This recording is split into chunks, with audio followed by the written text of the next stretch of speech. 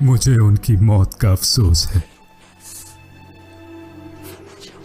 ये इस्लाम के लिए नाकाबिले तलाफी नुकसान है। वो वाकई अपने दुश्मनों पर बहुत सख्त थे। एक अच्छे किरदार के मालिक अल्लाह सुलेमान पर अपनी रहमत रखे। जो कुछ भी अल्लाह ने उनके लिए सोचा है वो यहां से बेहतर है। उनकी मौत ने हमें महरूम कर दी। क्या काबिल तारीफ जिंदगी गुजारी। मैंने देखा है कि ये दुनिया किसी को नहीं बख्शती।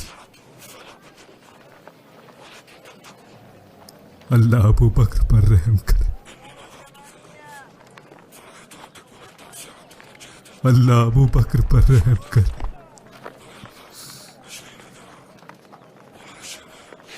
वो लोगों का किरदार मुझसे बेहतर जानते थे।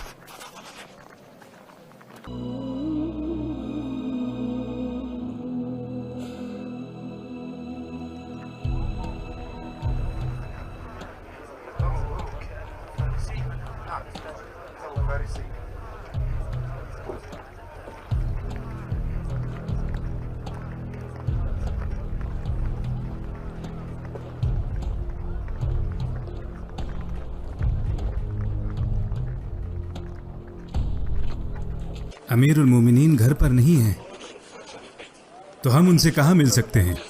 कुफा से कुछ लोग आए हैं जिनसे मिलने वो मस्जिद गए हैं। वो वहीं मिलेंगे।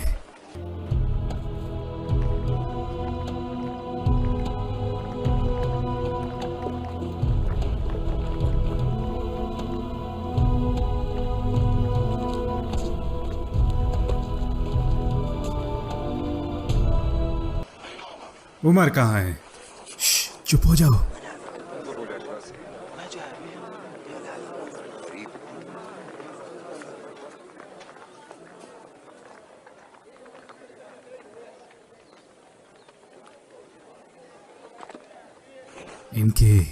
इनके मुहाफिज और मुलाजिम कहाँ हैं?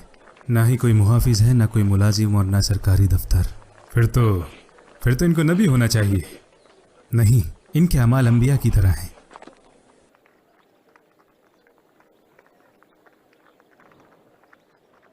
अस्सलामु अला अमीरुल मोमिनीन। वालेकुम अस्सलाम। अऊज़ु बिल्लाहि मिनन नार।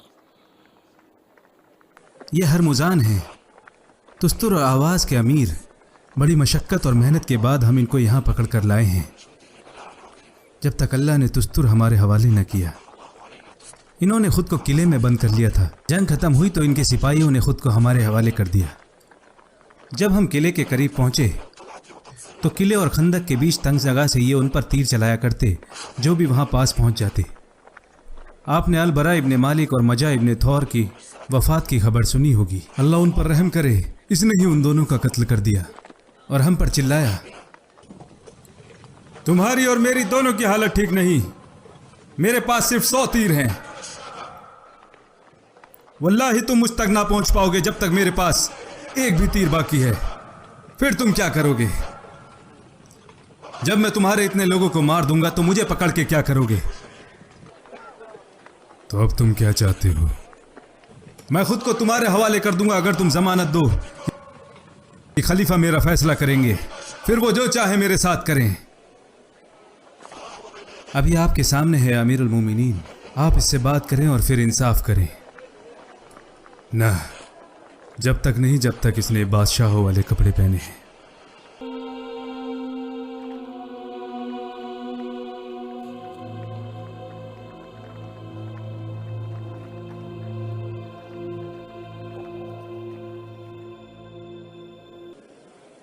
या हुरमजान, गद्दारी का नतीजा और अल्लाह का फैसला देखकर तुम्हें क्या लगा? या उमर, इस्लाम से पहले हमने आपको शिकस्त दी थी, तो फिर अल्लाह ना तुम्हारे साथ था ना हमारे साथ। जब वो तुम्हारे साथ था तो तुमने हरा दिया। तुमने जाहिलियत के दौर में हमें शिकस्त दी क्योंकि तुम सब लोग एक थे और हम फिरकों में बटे थे। आज तुम्हारे पास दोबारा गद्दारी करने का क्या सबब है? हर दफा अमन के बाद गद्दारी करते हो। तुमने खुद को कुछ अच्छे मुसलमानों और असहाब रसूलुल्लाह के हाथों मरने के लिए छोड़ दिया है। गद्दारी के बदले मौत है।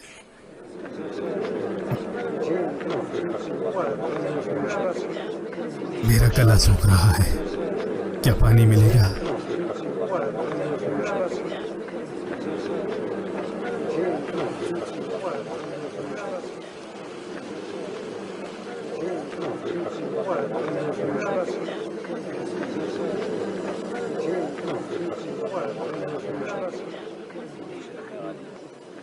भला तुम्हारे हाथ क्यों इस तरीके से कांप रहे हैं? खौफ से या अमीरुल मोमिनीन। जमानत दो कि जब तक मैं ये पानी ना पी लूं, आप मुझे मारने का हुक्म नहीं देंगे। जब तक तुम ये पानी नहीं पीते तब तक।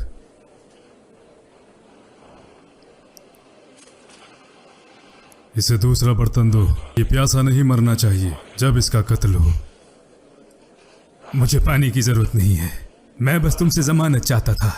मैं तुम्हें मार दूंगा। आपने जमानत दी है। झूठ बोलते हो। ये सच कह रहा है अमीरुल मोमिनीन, आपने जमानत दी है।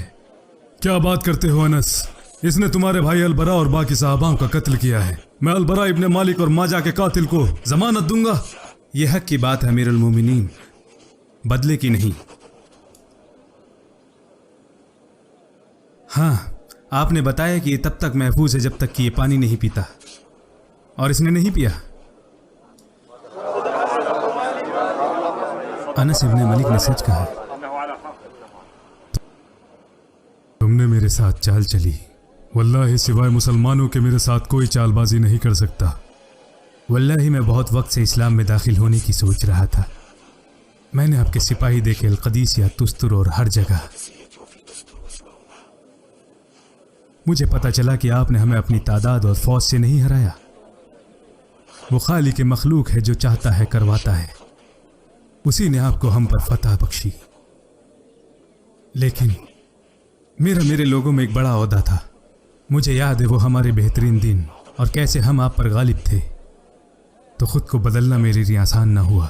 जो कुछ भी मेरे लोगों के साथ हुआ उसने मुझे गुस्से और जुनून से भर दिया। तब मैंने आपसे लड़ने की सोची, ताकि ना तो मैं या मेरे लोग मुझ पर इल्ज़ाम लगा सकें। और अब देखो, मेरे पास खोने के लिए कुछ भी बाकी नहीं बचा। जो कुछ भी फारस में बाकी था वो तुस्तुर और नहावात की जंग के बाद ख़त्म हो गया। मेरे लोग बड़ी तादाद में इस्लाम में दाखिल हो रहे हैं, और वो दिन दूर नहीं जब सभी लोग इसमें शामिल हो जाएंगे। जैसा कहा गया कि खुसरो का राज एकदम ख़त्म हो जाएगा, मगर फ़ारसी बचेंगे। हालांकि वो अब खुसरो वाले फ़ारसी ना होंगे, बल्कि वो इस्लाम वाले फ़ारसी होंगे। बिल्कुल वैसे ही जैसे अरबी हैं। अरबी जाहिलियत और बुत परस्ती में मुब्तिला थे, लेकिन बुत परस्ती ख़त्म हुई और अरबी बाकी हैं, और वो अब मुस्लिम अरब बन चुके हैं। तो मैं मुसलमान क्यों नहीं हो सकता? मैं भी बनूंगा। मैंने सही कहा। तुम यहाँ मदीना में ही रुकोगे और हम तुम्हें यहाँ रहने के लिए वजीफा देंगे, लेकिन वो इतना ना होगा जितने के तुम आदी हो। भला मुझे ज़्यादा की ज़रूरत क्यों होगी जब उसकी ज़रूरत ही नहीं बची? अपने भाई को इस्लाम सिखाओ।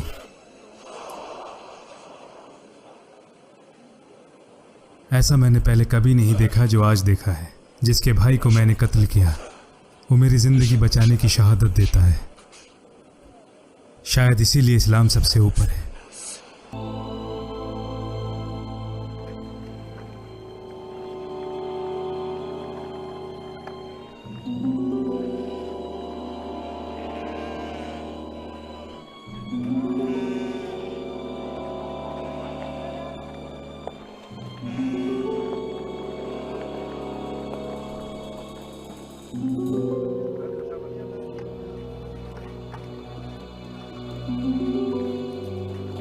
मैं खलीफातुल उमर से कहाँ मिल सकता हूँ?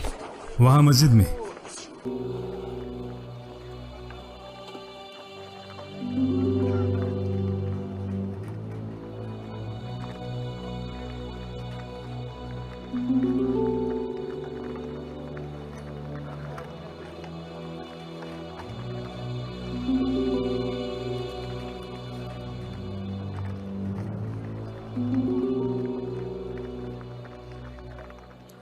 ये शख्स तो मिस्र का मालूम होता है। यहाँ पर खलीफा कौन है? इतनी दूर का सफर तय करके कैसे आना हुआ? गुजारिश करने खलीफा। तो फिर तुम बिल्कुल ठीक जगह आए हो। बैठ जाओ और बताओ मुझे। मिस्र में हम घुड़दौड़ करते थे। उस दौड़ में मेरा और मोहम्मद इब्न अम्र इब्न अलास का घोड़ा भी था। मिस्र के अमीर, जब मेरा घोड़ा जीता और लोगों ने इसकी शहादत दी, मोहम्मद इब्न अम्र ने इस पर नाइत्तेफाकी दिखाई। वो खड़े हुए और अपनी छड़ी से मुझे मारा। ये मेरी तरफ से है शरीफ के बच्चे। अब मैं आपके पास इंसाफ की गुहार लेकर आया हूं, क्योंकि वो तो अमीर का बेटा है और मुझे डर है कि वो अपने बेटे की ही तरफदारी करेंगे। आप हाकिम हैं और आपका इंसाफ दुनिया जानती है। मैं आज भी रसूलुल्लाह के ज़िम्मे, आपके और मोमिनों के ज़िम्मे हूं।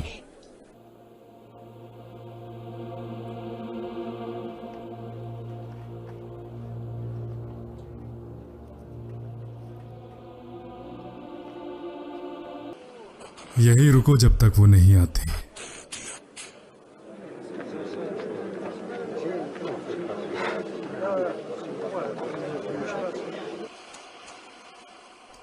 ऐसा तुमने क्या किया कि अमीरुल मोमिनीन ने मुझे बुलाया है और तुम्हें भी साथ चलना है? क्या तुमने कुछ ऐसा किया जिससे मैं बेखबर हूं? नहीं। तो फिर उमर ने तुम्हारे लिए सम्मन क्यों लिखा?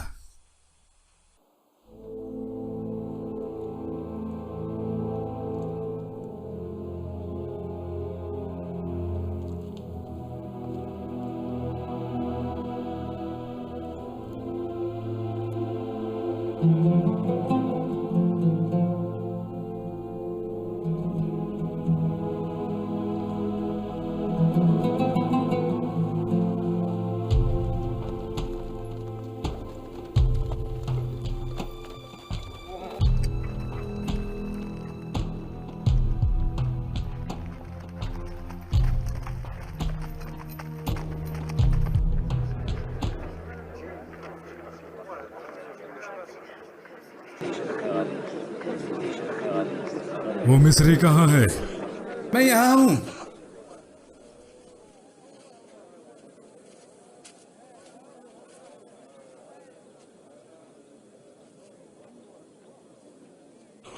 लो जरा ये पकड़ो और इस शरीफ के बच्चे को मारो।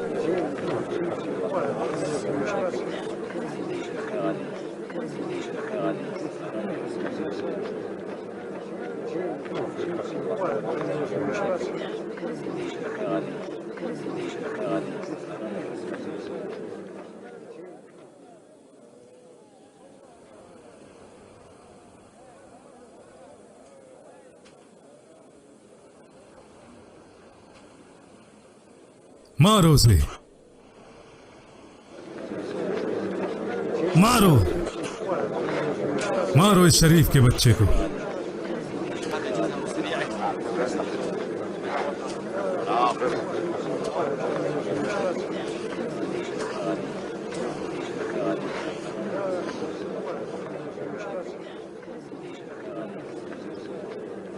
क्या तुम्हें इंसाफ मिला? हाँ, मुझे बिल्कुल मिला। तो फिर अब इसे अम्र के सिर पर मारो। वल्लाही इसने इसलिए तुम्हें मारा कि इसका बाप सुल्तान है।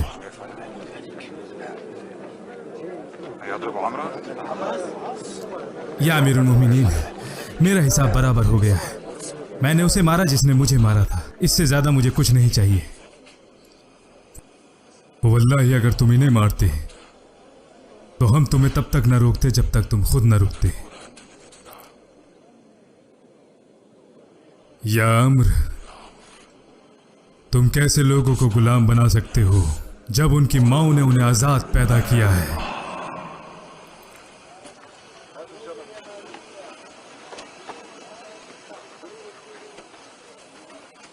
आप मुझ पर बहुत सख्त थे अमीरुल मोमिनीन। आपको नहीं लगता कि इससे लोग अपने अमीरों के नाफरमाबरदार हो जाएंगे? अगर ये उसके लिए है जो हक है तो ये वही है जो हम चाहते हैं। या अम्र, रियासत का मतलब ये नहीं होता कि आप अपने लोगों को डराएं, बल्कि उन्हें हिफाजत दें और इज्जत दें। उन्हें नाइंसाफ़ी से बचाएं और ध्यान रखें कि कमज़ोरों पर कोई जुल्म न कर सके और दाइफ महफूज हो जाएंगे। ध्यान रहे कि जालिम गरीबों का हक न छीन सके। रियासत का काम उन्हें महफूज रखना है, ना कि उनकी बेहुरमती करना। तब वो अपने इंसाफ पसंद और आदिल अमीर का साथ देंगे, वरना हाकिम और हिकमत दोनों ही एक साथ तबाह हो जाएंगे।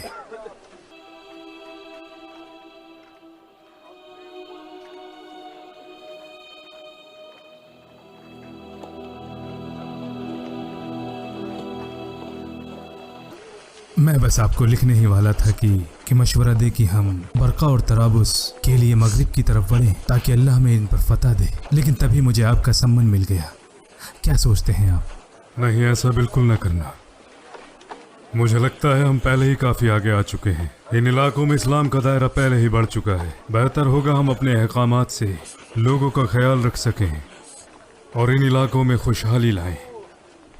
ज़्यादा तादाद में यहाँ लोग मुसलमान हो रहे हैं और उनके अकायद भी मजबूत हो रहे हैं, तो वो पड़ोसी इलाकों में जाकर हमारी मदद करेंगे। तो इस वक्त ज़्यादा बोझ ना बढ़ाओ और पहले हमारे कंधे मजबूत हो जाने दो। क्या ये अल-मुगीरा इब्न शुबा है? हाँ। अस्सलाम वालेकुम व रहमतुल्लाह। वालेकुम अस्सलाम व रहमतुल्लाह। मिस्र से कैसे आना हुआ अम्र? क्या अमीरुल मोमिनीन ने वापस बुला लिया है? नहीं। तो जरूर कोई शिकायत होगी जिसकी तहकीक हो रही है। अम्र के चेहरे पर साफ दिखता है। फिक्र ना करें, आप अकेले नहीं हैं। इनके लिए हम सब एक बराबर हैं और ये किसी की तरफदारी नहीं करते। इन्होंने जिनको भी अमीर बनाकर भेजा है वो इस बात का ख्याल रखते हैं कि उनकी कोई शिकायत अमीरुल मोमिनीन तक न पहुंचे, जो भी वो अपने लोगों के साथ कहते या करते हैं।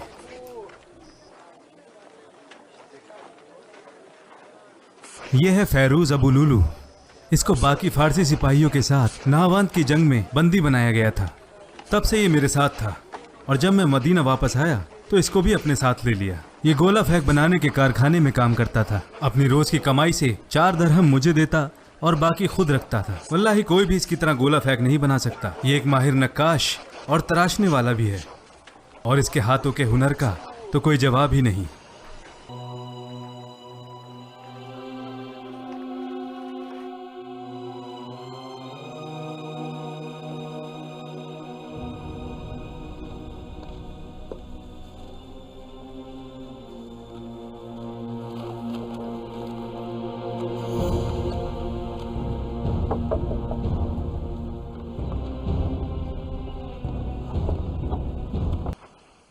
मेरे मालिक सरदार हुरमुजान, मैं किसी का मालिक नहीं हूं।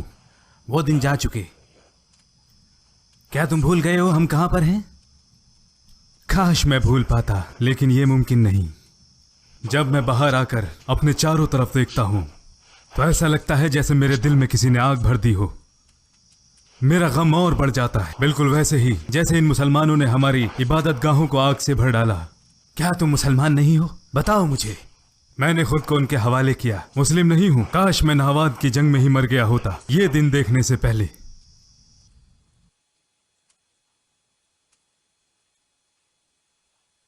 ना तो मुसलमानों ने हमारी इबादत गाहों को आग से भरा और ना ही किसी को अपने दीन में आने के लिए जबरदस्ती की।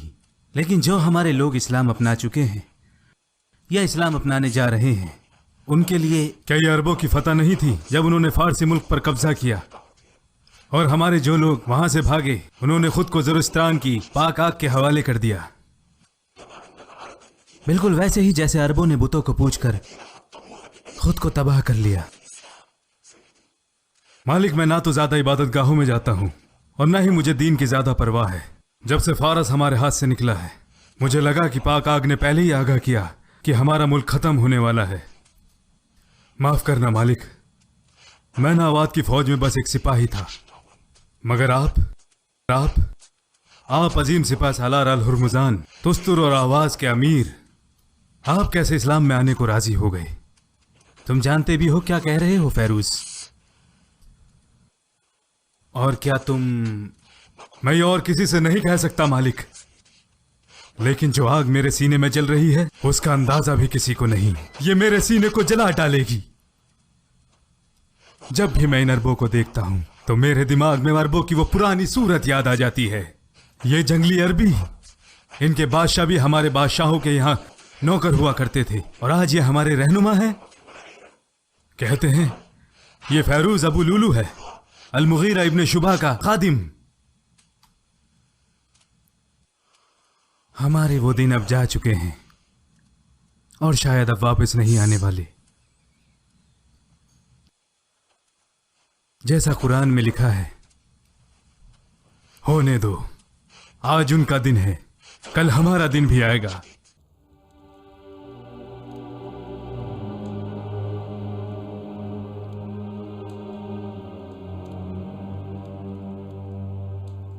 तुम्हारी इतनी तकलीफों के बावजूद तुम फिर भी आराम से हो और चैन की नींद सोते होगे,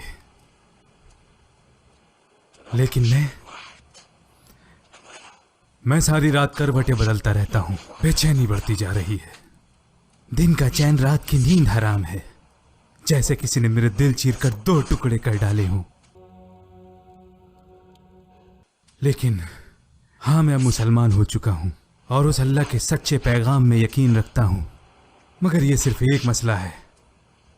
मैं एक बड़ी सल्तनत का सिपह सालार और आज इस छोटे से शहर में सिमट कर रह गया हूं। मैं दुख, नफरत और गुस्से से भर चुका हूं। यह दूसरा हिस्सा है। मैंने इस्लाम अपना लिया है, लेकिन मैं अरबों की हुकूमत को नहीं मानता जो हम पर डाली गई है। उस इंसान का क्या होगा जो उस पैगाम से तो मोहब्बत करता है, लेकिन उसके भेजने वाले से नफरत करता है।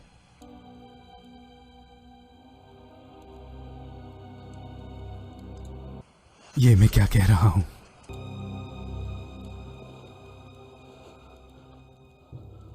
निकल जाओ यहां से। तुम मुझे बलगला रहे हो। उन घावों को ना कुरेदो जिन्हें मैं भरने की कोशिश कर रहा हूं। ना मैं तुम्हारा मालिक हूं और ना किसी और का। चले जाओ, चले जाओ।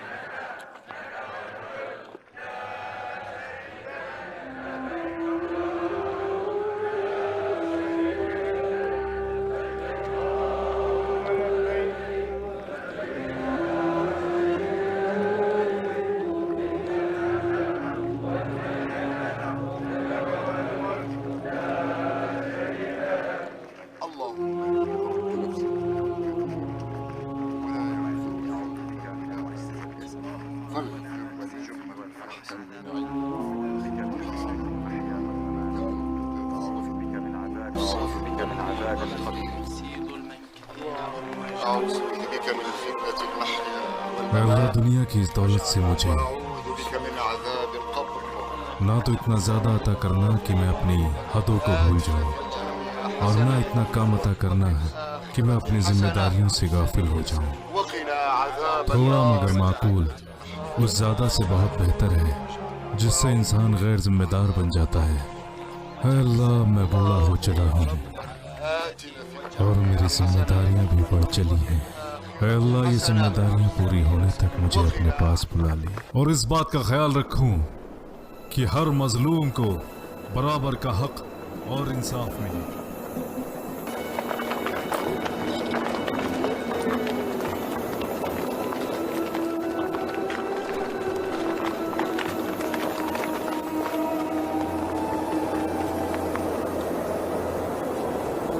क्या हम यहाँ रुकेंगे या अमीरुल मोमिनीन? आप किस लिए रो रहे हैं या अमीरुल मोमिनीन? मैं शुक्रगुजार हूँ उस मालिक का, और मुझे अपनी आजमाइश का भी डर है। ला इलाहा इल्लल्लाह अल-अलीयुल अज़ीम।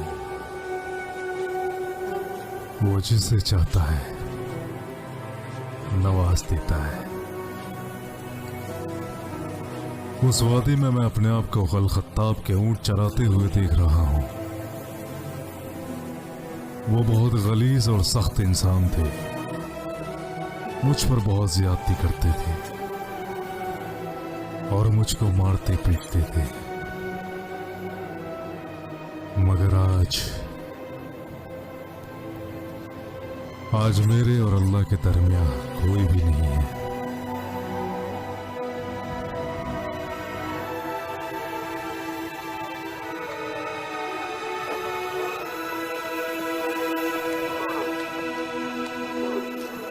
हम मदीना वापस जाएंगे इंशाअल्लाह। نرجع إلى المدينة إن شاء الله.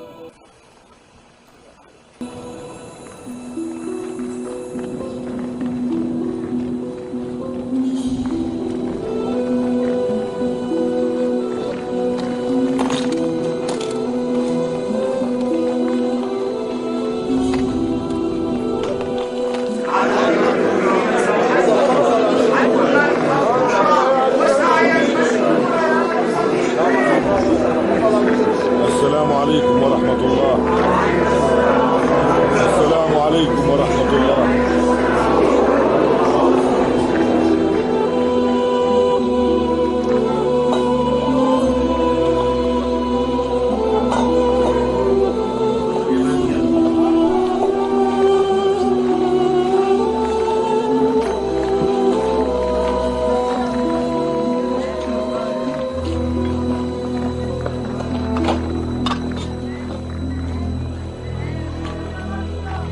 कहाँ जा रहे हैं अमीरुल मोमिनीन? एक ऊँट कहीं भाग गया है, बस उसी को ढूंढने जा रहा हूँ।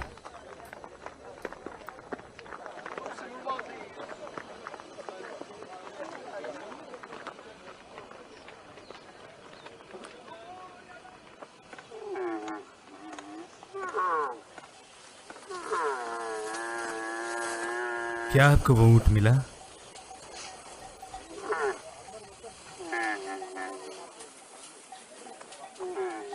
अल्लाह आपके बाद वाले खलीफाओं को भी तौफीक दे अमीरुल मोमिनीन। मुझ पर इल्ज़ाम न लगाओ अबुल हसन। वल्लाहि जिसने रसूलुल्लाह को हक के साथ भेजा, अगर एक भेड़ भी यहाँ से गलत तरीके से इराक पहुंची, मुझे डर है क़यामत के दिन उसकी जिम्मेदारी उमर की होगी। और अगर गलती से भी कोई घोड़ा इराक से आया तो डर है कि अल्लाह सवाल करेगा कि क्यों तुमने उसे वापस नहीं भेजा।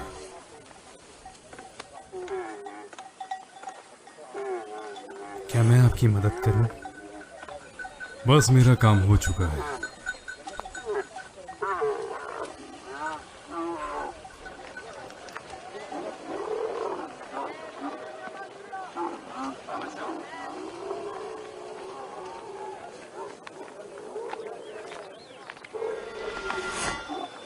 इसके बारे में क्या सोचते हैं? क्या मेरी राय जानना चाहते हो या मुझे बेचना चाहते हो? मुझे ये नहीं चाहिए। ये बेचने के लिए नहीं है। तो इसकी जरूरत क्यों पड़ी? हथियार की जरूरत किसे नहीं होती। यहां हथियारों की कोई जरूरत नहीं। हथियारों की जरूरत हर जगह है। यहाँ की शमशीरी तलवारें फारसी मुल्कों तक पहुंच गईं। हथियार वही करते हैं जो उनके मालिक हुक्म देते हैं, और उनका मालिक यहाँ है। वो तुम्हारे ही नहीं, मेरे भी मालिक हैं। मैं खुद का मालिक हूँ। अगर चाहें तो आप भी। मैंने तुम्हें बताया मैं किसी का मालिक नहीं। अगर आप चाहें तो इनकार कर सकते हैं, लेकिन मुझे मेरा मालिक चुनने का पूरा हक है, और मेरे लिए आप ही मेरे मालिक हैं। जरा दिखाओ मुझे। अब क्या हुआ? क्या तुम मुझे अब इसे छूने और देखने भी नहीं दोगे? मैं आपको बस तकलीफ नहीं पहुंचाना चाहता। क्या मैं खंजर को भी नहीं संभाल सकता? क्या मेरे इतने बुरे दिन आ गए? तुम जानते भी हो ना कि तुम किससे बात कर रहे हो। वल्लाही, क्या तुमने इस खंजर को जहर में डुबोया है? क्या चल रहा है तुम्हारे दिमाग में? दूर हो जाओ मुझसे, दूर हो जाओ, दूर हो जाओ।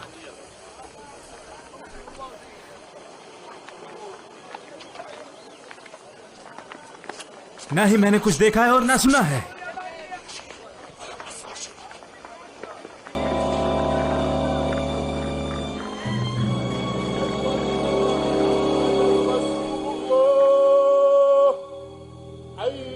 على الصلاة حي على الصلاة حي على الفلاح حي على الفلاح الله أكبر الله أكبر لا إله إلا الله لا إله إلا الله.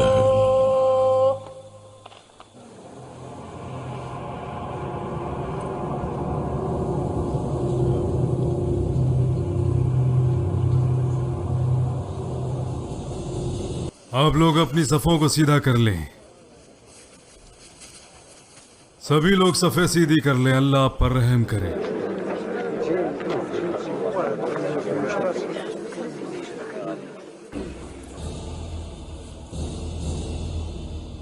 الله أكبر.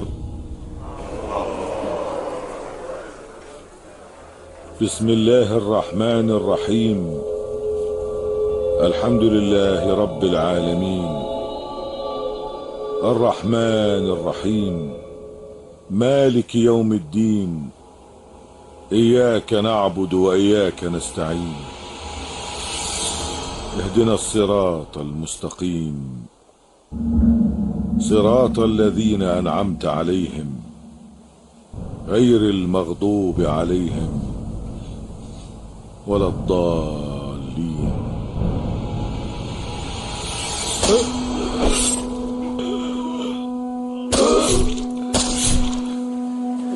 أيها اللعين अरे कोई पकड़ो उसे।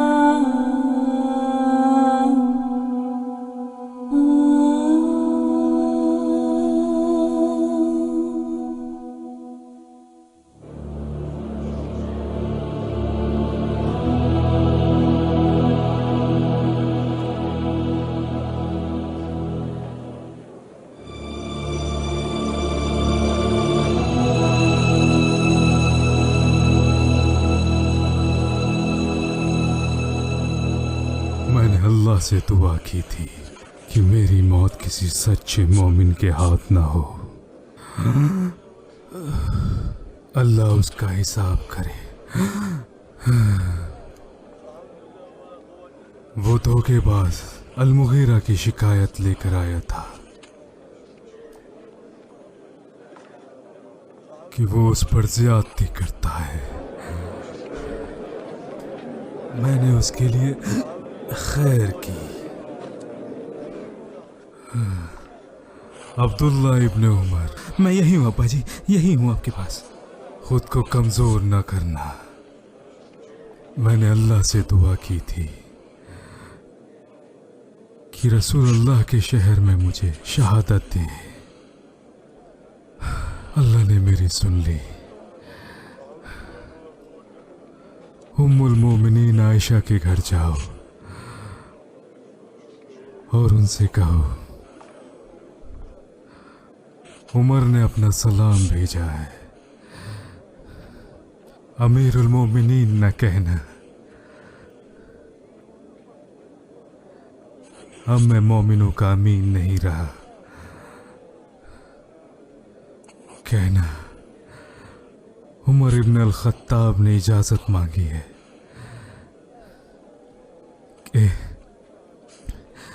कि वो अपने दोनों साथियों के साथ दफन होना चाहते हैं। हम आपकी सलामती की दुआ करते हैं अमीर अल-मोमिनीन। अल्लाह आपको जज़ाए खैर दे। आपने इस्लाम को मजबूती दी है और सारी दुनिया में इंसाफ कायम किया है। वो इंसान मगरूर है जो तारीफ के लिए काम करता है।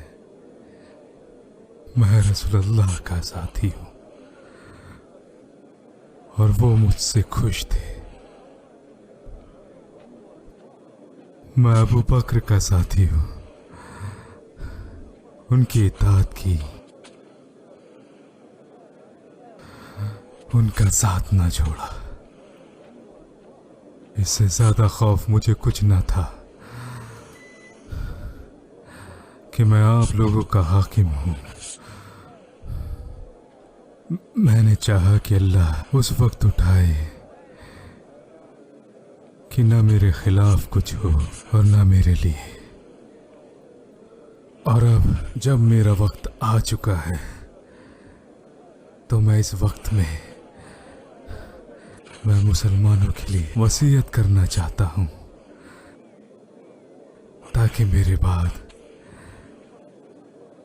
इनमें आपस में ना इत्तेफाकी पैदा ना हो जाए। मैं राय देना चाहता हूँ आप किसे तैनात करें अमीरुल मोमिनीन? खुद आपका जानशीन अब्दुल्ला इब्ने उमर। ये बात अल्लाह को नागवार गुजरेगी। वल्लाही हमने कभी हिकमत नहीं चाही। उमर के खानदान को इसमें ना डाले। पता नहीं उमर अल्लाह को जवाब दे पाएगा भी या नहीं। अगर हमने सही किया तो अल्लाह उसका अजर देगा, और अगर गलती की तो सारी खता हमारी। इस कुनबे को जोड़ने के लिए मैंने बहुत मेहनत की है और इसकी एवज में मुझे कोई इनाम नहीं चाहिए, ना ही मेरे खानदान को। मैंने किसी लालच के तहत ये काम नहीं किया। अब मैं बाकी की जिम्मेदारी आप 6 लोगों पर छोड़कर जाता हूं। मशवरा करें। मैं जानता हूं अल्लाह के नबी आप लोगों से बहुत खुश थे। उस्मान, वाली, Talha al Zubair, Abdurrahman ibn Auf, वसाद इब्न अबी वक्कास, आप लोग मिलकर एक साथ मशवरा करें और आपस में से किसी एक को चुन लें। आप 3 दिन का वक्त लें ताकि सही फैसला ले सकें, और चौथे दिन आप में से खलीफा होना चाहिए। हम समझ गए और इताअत करेंगे अमीरुल मोमिनीन। जो भी मेरे बाद खलीफा बनता है वो अल्लाह का खौफ रखे कि अपने लोगों को मुआशरे पर तरजीह ना दे। वो उन मुहाजिरों का ख्याल रखे जो पहले इस्लाम में दाखिल हुए हैं, और अंसार का भी अच्छे से ख्याल रखें और उनकी छोटी छोटी गलतियों को नज़रअंदाज करें। ये अंसार वो लोग हैं जिन्होंने खुद को खाक में मिला दिया और हमारे लिए फतह लेकर आए।